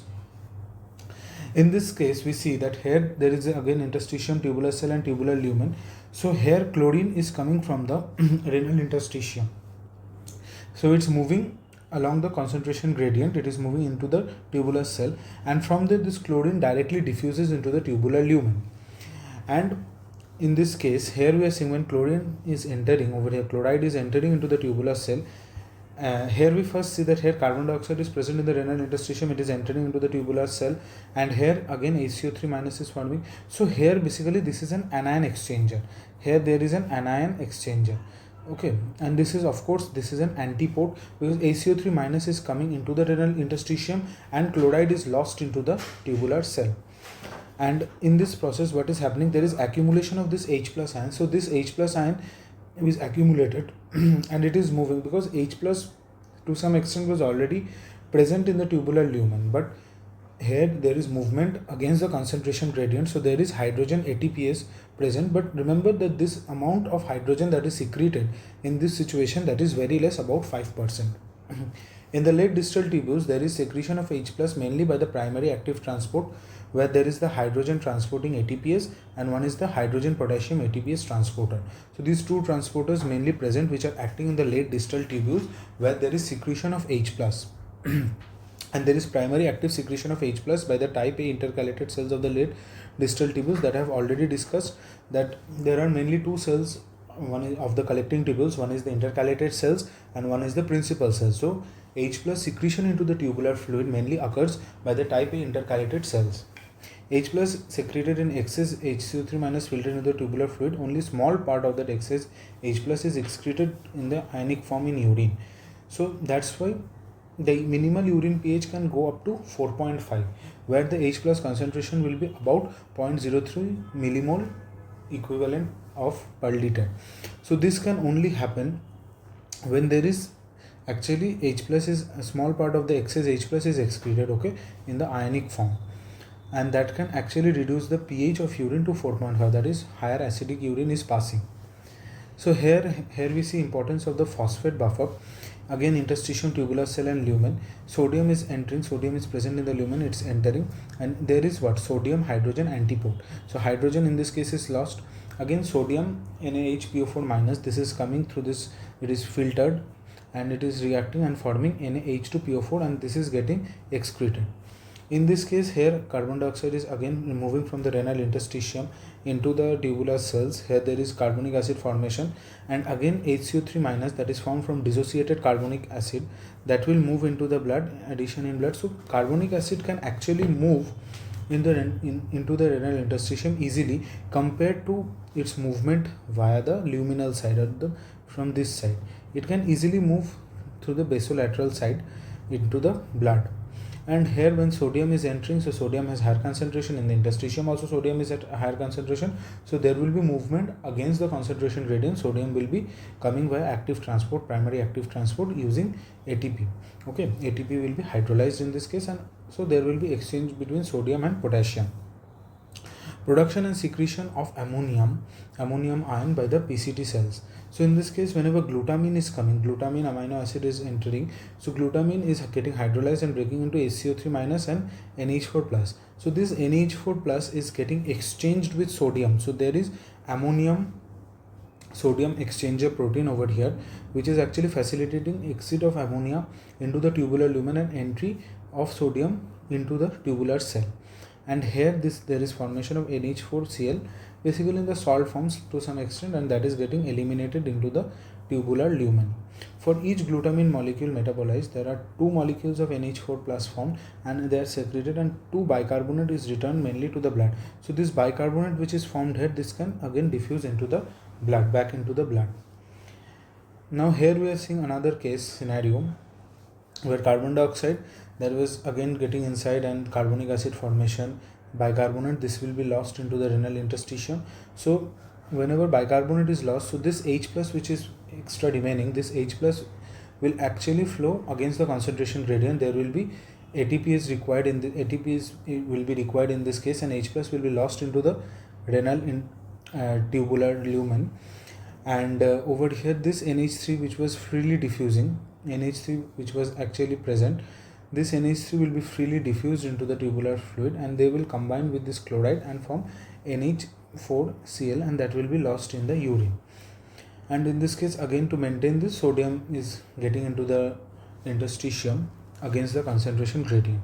So H plus excretion, where PCO2 level is increased in the extracellular fluid, there will be respiratory acidosis, and H plus and is increasing the extracellular fluid, so there will be metabolic acidosis. Now see importance of aldosterone. Aldosterone will stimulate the secretion of H plus by the intercalated cells of the collecting ducts. So HCO3 minus in this case will increase when H plus will be lost into the, or decrease in the extracellular fluid, so that will result in alkalosis, because H plus is decreasing and HCO3 minus is increasing. So renal correction of alkalosis, either there will be decrease in the tubular secretion of H plus, so that means there will be H plus conservation, so that will actually correct alkalosis, or there will be increase in the excretion of bicarbonate. Now clinical causes of acid-base disorders, respiratory acidosis from decreased ventilation, that is I have discussed that there is respiratory acidosis due to there is decreased ventilation where PCO2 level is increasing. So that will actually happen when there is damage to the respiratory centers in the medullary oblongata, and there will be cases of respiratory acidosis. That is one important point. And respiratory alkalosis is mainly happening when there is hyperventilation. If there is hyperventilation, more amount of CO2 will be lost, so partial pressure of CO2 will fall, and that will actually create respiratory alkalosis. Metabolic acidosis is happening when extracellular fluid concentration of HCO3 minus is decreasing. That can happen in cases of diarrhea, vomiting, in cases of diabetes mellitus, if there is ingestion of acids or there is chronic renal failure. Metabolic alkalosis is happening when there is increase in extracellular fluid bicarbonate.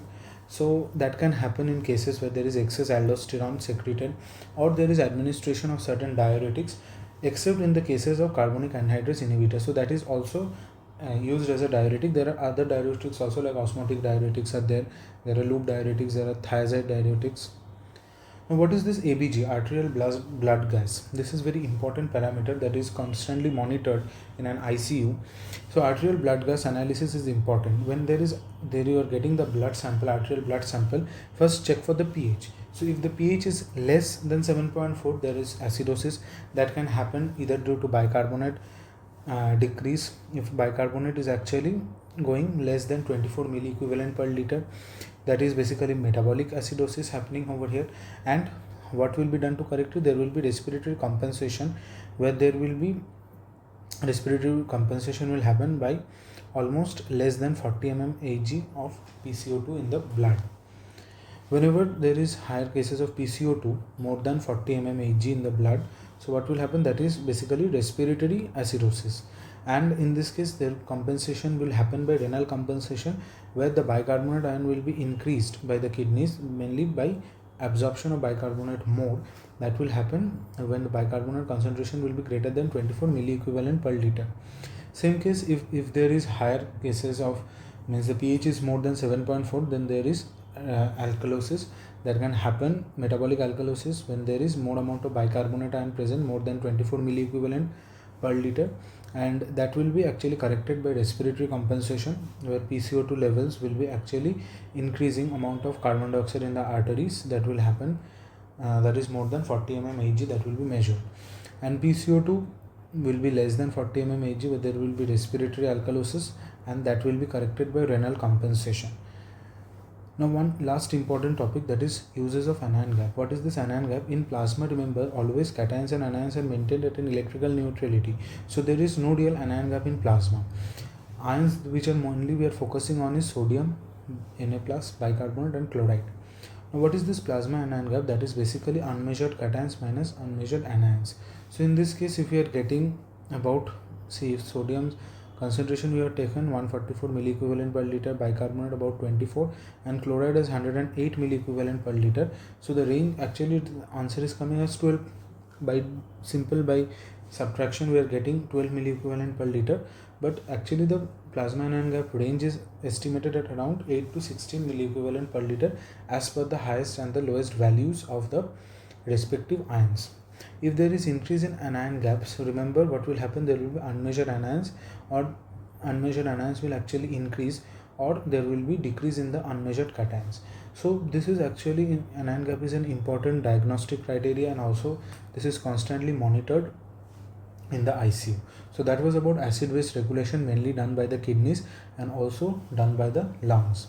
Thank you. Till now we were discussing about how this urine is produced. Now this urine has to be eliminated from our body. So let's know the process of elimination of urine from the body, that is micturition.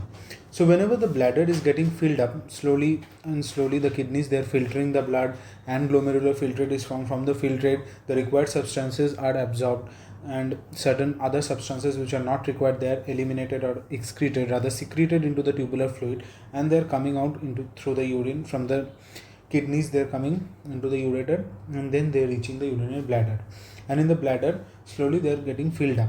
So whenever there is filling, so of course it will actually stretch the walls of the bladder. So there will be increase in tension of the walls, and that will actually reach a certain threshold, and above which, of course, that stretch will actually cause certain reflexes, for which actually we will have the urge to urinate. Now let's look at the diagram of the urinary bladder. So this is the bladder, where we have a thick layer of muscle that is called as the detrusor muscle, and these are the ureters. This is the right sided ureter, and this is the left sided ureter, and they are coming and they are opening actually at this level. This is called as the trigone of the bladder, where here we are seeing the opening of the, this is basically a triangular shaped region in the lower end of the bladder where there is ureteric opening we are seeing, and there is at this level there is the internal sphincter, okay, which is basically an involuntary sphincter. And over here this part, this is actually the muscular region, urogenital diaphragm or the external sphincter. This is under the voluntary control. And over here after this there is the urethra. So what is the innervation of the bladder? This is important. That is from the sacral plexus, from S2 and S3 ventral rami segments, we have the pelvic nerves originating, which have both sensory and motor fibers. Under motor nerves, mainly we have the parasympathetic fibers, which are actually going to the detrusor muscles and innervated by the short postganglionic fibers. Under skeletal muscles or skeletal motor nerves, which are basically the somatic nerve fibers, they are coming by the pudendal nerves, and they are mainly going to the external urethral sphincter. So these are somatic nerves, these are voluntary nerves which are reaching the voluntary muscles, okay, for voluntary control. Under sympathetic innervation, we have the hypogastric nerves, which are actually connecting the L2 ventral rami segment, and they are mainly for the blood vessels that are supplying these structures. Now coming on to the receptors of the bladder, we have the sympathetic nerves receptor, which are coming through the hypogastric plexus. We have mainly the receptors of sympathetic system, that the adrenergic receptors alpha and beta. Okay, so adrenergic system, that means at the postganglionic level there is release of noradrenaline and adrenaline. Mainly we have noradrenaline. So alpha receptors, they are mainly present where at the internal urethral sphincter. So whenever there is norepinephrine, whenever there is a stimulus, so norepinephrine is released at the level of the postganglionic fibers that will stimulate the alpha 1 receptor. Alpha has a certain another variations, alpha 1, alpha 2, and this alpha 1 will mainly cause the constriction, and for constriction of the internal urethral sphincter there will be urine retention in the bladder. Remember, sympathetic system, that is for urine retention in the bladder, and parasympathetic system is for release of that urine, that is emptying of the bladder. So whenever again norepinephrine, that is stimulating the beta receptors, they are mainly present in the detrusor muscles. So here they will relax the detrusor muscles and there will be filling of the bladder. So there will be loss of the tonicity of the bladder and the bladder will start filling up. The parasympathetic, remember, this is for bladder evacuation, which is mainly cholinergic or cholinergic innervation is there. Acetylcholine is released. So acetylcholine from the postganglionic fibers will stimulate the muscarinic receptors, mainly M3 and the detrusor muscles, and the bladder will start contracting and there will be outflow of urine. And these are also present, these muscarinic receptors are also present on the internal urethral sphincter, which will actually cause relaxation of the sphincter and urine will outflow. But remember, that will always be under voluntary control, because the urogenital diaphragm is always there, which is under a voluntary control. So when that will relax, that is under the skeletal muscles are there. So when they are actually relaxing, at that point of time only the urine will actually get out. So generation of the micturition reflex, when there was no urine, remember the intravesical pressure was 0. When 30 to 50 ml of urine got collected, so the pressure raised by 5 to 10 centimeter of water. When 200 to 300 ml got collected, so their higher pressure further developed. So this causes micturition waves, which are actually seen on a cystometrogram. These waves are seen, which are basically the pressure peaks, because here higher pressure developed inside the bladder, so that will cause stretching of the bladder walls, and this stretch reflex will be initiated by the sensory stretch receptors. So sensory signals, they are mainly going to the sacral segments. Remember, this is mainly under the control of the spinal cord, and it is not directly associated with the brain. Yes, of course, certain stimulus they can come from the brain, that's true, but this mainly is located in the spinal segments. So in the sacral segments, by the pelvic nerve, these signals will be, now parasympathetic signals will also be sent by the pelvic nerves to the bladder, and detrusor muscles will stop contracting, so pressure will fall to backline. When this will happen? When slowly the urine is filled. So we are not micturating every time, but when there is a strong urge, that means the bladder is completely filled, at that point of time there will be tremendous pressure inside the bladder, so that will send stronger signals to the sacral segments, and at that point of time the detrusor muscle will relax. Okay, the detrusor muscle will rather contract, and the internal sphincter will relax, and that will force the urine to come out. So this is an autonomic spinal reflex, and that is facilitated by certain centers of the brain. It can mainly located in the pons region. It can be a strong facilitated one, or there can be certain inhibitory centers also, which will actually inhibit the urge when the bladder is not completely filled.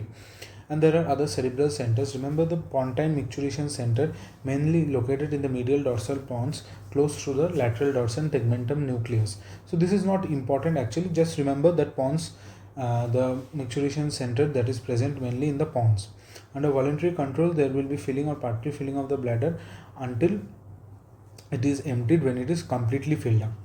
So this is happening mainly under the supraspinal control, but the visceral afferent fibers, they are stimulated, and if they are going to the Barrington centers in the rostral pons, then from there the descending fibers are coming, which can either stimulate the sacral parasympathetic centers, or they can actually inhibit the sympathetic preganglionic fibers of the lumbar segments.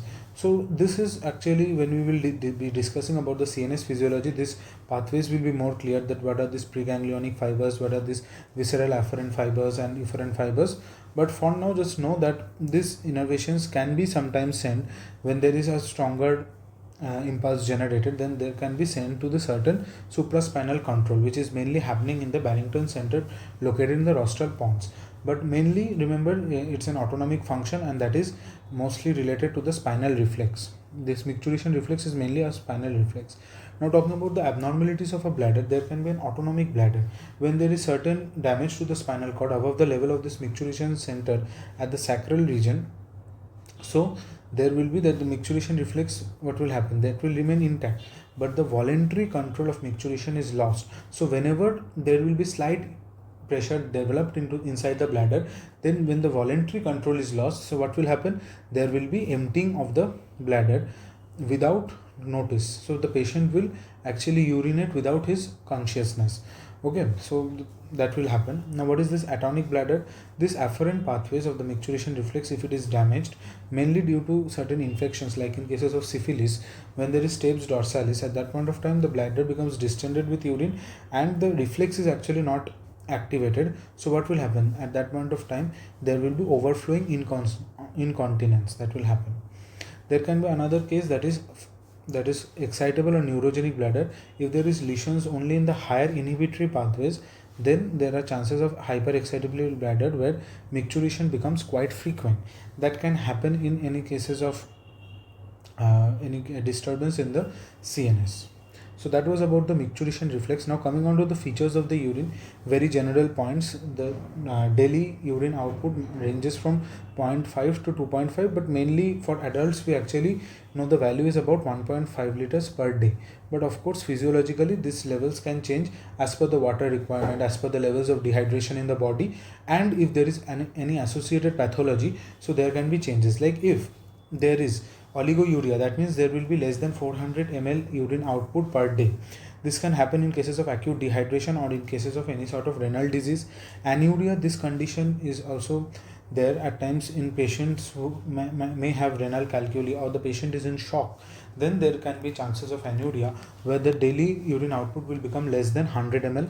And in cases of polyuria, remember there is frequent urination, and per day there is more than 3 liters of elimination of urine. That happens in cases of diabetes mellitus and diabetes insipidus. The normal color of urine is slight yellow due to the urochrome that is being derived from breakdown of bilirubin. Bilirubin breaks down into biliverdin and that is converted into urobilinogen, and this urobilinogen is further converted into urochrome. Okay, so this urochrome is actually giving that slight yellowish color to the urine. In cases of pathology, what will happen, like in cases of jaundice, we know there is formation of kernicterus, there is yellowing of the skin, there is yellowing of the sclera, and that happens when there is increased quantity of conjugated bilirubin in the blood.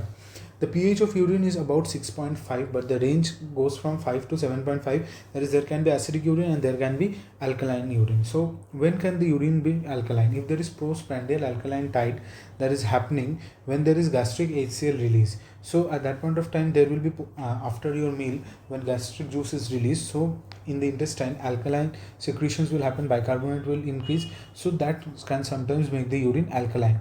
If there is hyperventilation, as I already discussed in acid based regulation, so there will be more carbon dioxide wash out, that will cause alkalosis, and that will what will kidney do? Kidney will actually compensate this alkalosis by elimination of bicarbonate ions. The microscopic constituents of urine, they're generally present. There can be hyaline casts, there can be granular cast, RBC casts, and WBC casts, which are basically fragments of WBC with the pus cells. Pus cells means these are basically dead leukocytes present, which are more present in the females. RBCs can be present. This is mostly pathological, but yes, to some extent certain RBC fragments and RBCs can be present in the urine. That condition is hematuria, but if it crosses certain level, then that is very severe case of hematuria, where there is requirement of medical intervention. Epithelial cells, certain mucus and certain cells of the renal epithelium can shed off.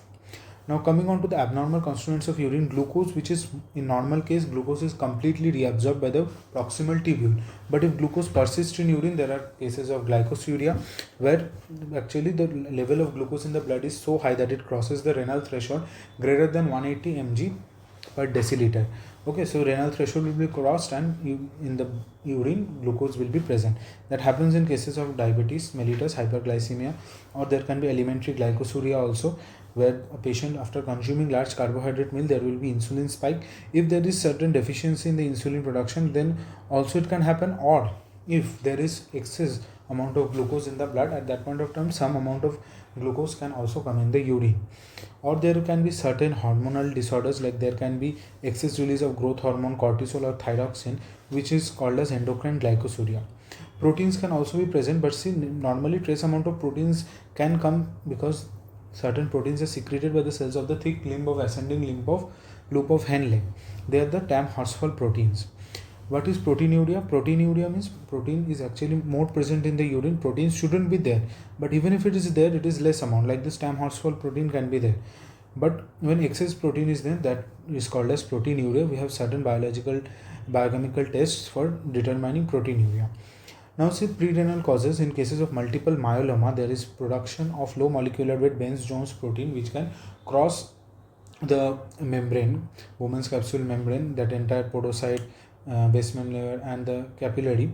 So it can cross through the filtration slits and the fenestration slits, and they can come into the urine. If there is nephrotic syndrome, where there is loss of the negative charge of the filtering membrane, so albumin, which size is comparatively less, that can actually come. And if there is greater than 3 grams per day elimination, that is called as nephrotic syndrome, albuminuria happens. Okay, so albumin is excreted in urine, so that is called as albuminuria. In cases of post-renal causes, we have urinary tract infections, where there can be certain secretions of proteins in the urine. Coming on to ketone bodies, the ketone bodies that are asked mainly in the Viva exam, also sometimes it's asked that name the ketone bodies that can be found in your urine. One is the acetic acid, one is the acetone, and one is the beta hydroxybutyrate.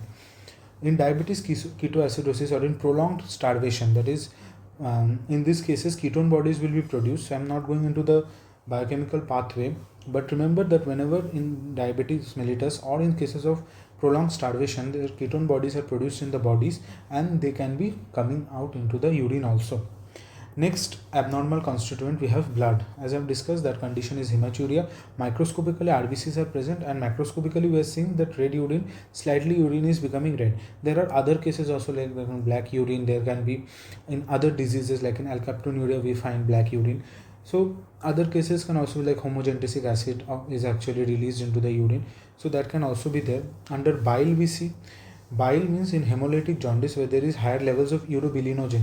Hemolysis is happening at a higher rate, so there is increase in the bilirubin level. Bilirubin increasing, so biliverdin is also increasing. When biliverdin is increasing, so urobilinogen is also increasing, and that is imparting this excess yellow color to the urine. In cases of obstructive jaundice, if there is, this is a post hepatic cause, obstruction in the bile pathway, so there will be increased levels of conjugated bilirubin, because conjugation is happening in the hepatocytes. So hepatocytes, in the hepatocytes there will be conjugation of bilirubin, so that will be increased in this case in the blood, because that is, bile is not getting eliminated properly because of certain obstructions in the common bile duct. It can be, or in the cystic duct, it can be there can be obstruction due to formation of gallstones, or there can be increase in the bile salts, that is sodium or potassium glycolate and taurocolate. So that will impart a very dark colored yellow color to the urine that is seen. Okay, so these are clinical manifestations, certain signs we will get, certain symptoms we will get, and from there are other constituents of urine also discussed in details, but we're not going into those details now. Let's discuss one small important topic, that is what is free water clearance. Now see, volume of urine is excreted per unit time, that we know, but in excess of that required to excrete the content solute isoosmotic with plasma. Now what is this? When the GFR is, that is the glomerular filtrate is coming, that is almost remaining in osmotic stage or isoosmotic stage with the plasma. In the medullary interstitium, in that portion only there is a hyperosmolar state maintained.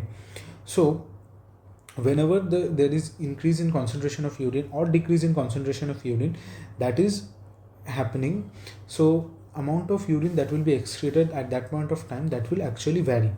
So that is mainly called as the free water clearance. There can be negative free water clearance, positive free water clearance, and zero free water clearance.